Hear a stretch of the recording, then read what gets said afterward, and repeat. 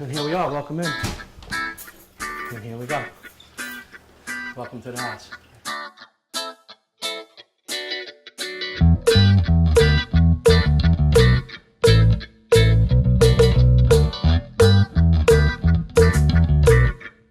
You know, my father was a really good cook, my brother's a really good cook, my mother's a really good cook, my grandmother, one of my aunts that I feel that was really a great inspiration to me, because we used to go there for Christmas Eve with the Feast of the Seven Fishes, and my cousin worked in the seaport, and we used to have unbelievable amounts of seafood there.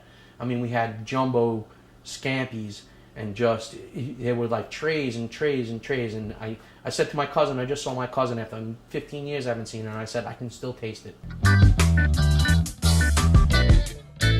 What happens? You get thrown in it, you're peeling potatoes, you're stuffing clams, you know, you start to learn all these recipes, and then here's my mother doing it by herself, and then so, maybe by the time I was 12, I was full on, you know, and my parents got divorced when I was really young. And so my mother really was a woman of the 70s who was really independent. Her parents, my grandfather especially, you know, said something along the lines of like, you know, you dug your hole, now lie in it. And so my mother was out there on her own, and then she was struggling by herself. And so she was constantly at work, and I started to cook for her. I tried to do what I can when she came home. If I can boil pasta, if I can make her eggs in the morning.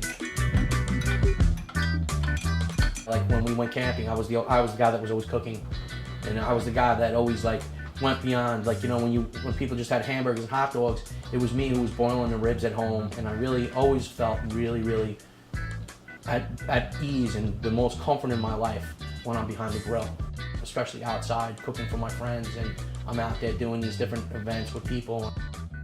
Started to realize this is my profession, this is what I like to do. And I went back to school in 04, and I went back to cooking school there, and then from there I went back in as a full-time professional chef. And I came out of the school with 10 years of good experience already behind me, and my resume said that, and because I went to the CIA, I was able to go into the next level, make it to the next step, or, you know, start my level as sous chefs and working my way up. Check your email for the day. Your orders are in. 6, 7, 8. 8 orders for the day. I started going to Jamaica in the 80s. With jerk is a combination of seasons, and it doesn't necessarily have to be hot. And so if you can understand that, like, you know, it's fresh thyme, it's garlic, it's ginger, it's scallion, it's allspice, you know, and it's just a combination of those things, and that's really what a jerk seasoning consists of. And so for me, I enjoy it, and so I try to put it out there, and hopefully that the people enjoy it. Don't really like to give away my recipes, but it's okay. I use scallion, green onion, plenty of ginger. This is about a good cup's worth. The garlic, a bunch of cloves here. Doesn't need to be that much garlic, but we put it in there and make it really rich.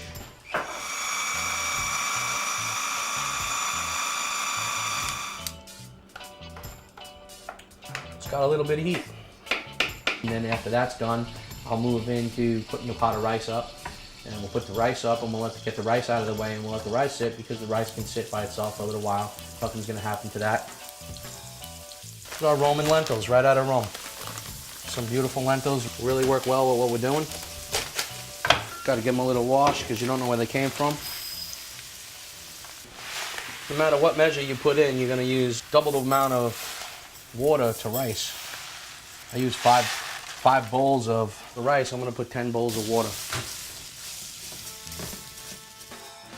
And then it's basically getting the other stuff done, making a little bit of the slaw that goes along with it.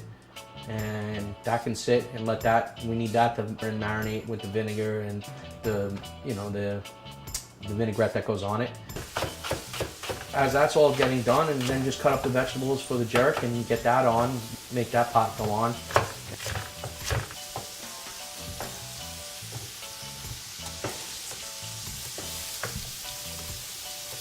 Because we can overcook it really easy, especially once we get the pumpkin in there. The pumpkin will just disappear inside of it. You know, when it comes closer to showtime, then I'll just add the shrimp to the pot with the sauce, and then it'll stew down, and then we'll have that pot sitting to the side. The rice will be set up, the coleslaw will be set up, and then I just have to do some bok choy. And so I'll saute the bok choy. I'll probably blanch the bok choy and then saute it right at the end with a little bit of ginger and garlic. And it'll all come together.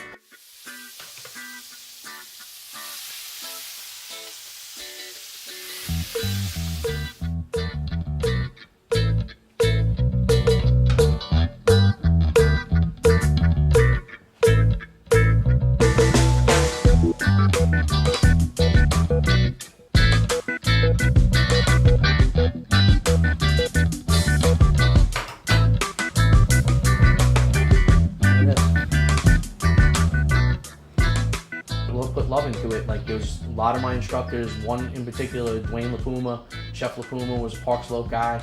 He was a smaller man in size, but he was a giant, and he was a great chef. And you know, he worked at the Caterina D'Amici, was the Italian restaurant at CIA, and his question number 25 on his final exam, you know, what is the main ingredient in all of his food? And it was love, and that was the answer. And you needed not to get that one wrong. And if you got that one wrong, and he said, I'll take 2 points off, like, you know. And so it's the truth. I cook with a lot of love in my food.